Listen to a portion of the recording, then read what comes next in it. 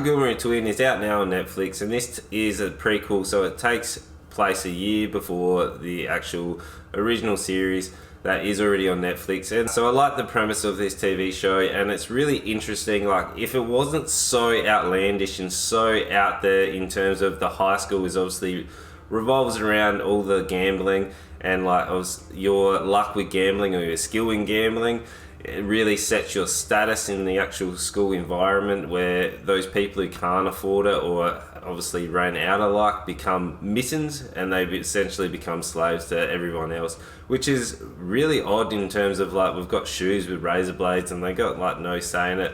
Like, it's so bonkers. But the main focus is obviously on our main sort of twins, and they're off to, you know, rise up the ranks in the schooling and to take down the social committee who run the entire schooling, where everyone, these high profile people, seem to have more abilities than everyone else. Like, I like how the focus is also about outsmarting your opponent and not just about luck. Like, obviously we have these other animes that are sort of revolving around the luck, but this is like, you need to have the skill, and you can set your own luck by obviously having weighted dice or knowing how the system goes and knowing the odds and all of that.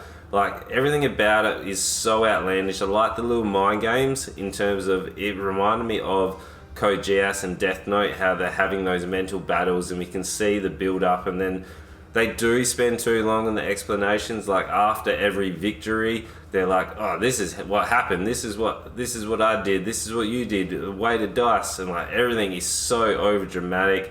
But that's what plays into it, and that's what makes it more interesting. Where if it was just like, I rolled a dice and I rolled a 2 and you rolled a 4, good job, like, it wouldn't have the same engaging aspect and it wouldn't bring people into it. Like, are those over the top anime tropes, which again, you're going to get that. There is a bit of fan service in it, and obviously people are getting a little bit too excited about the gambling aspect. But I did like that it was only 6 episodes, so you can smash through it pretty quickly. Like, it's a very easy watch. It keeps you going, and the stakes do build. I like how each of the episodes was revolving around a different game, and the stakes are always going higher and higher. And I like the creative ways that they actually do come around and get it.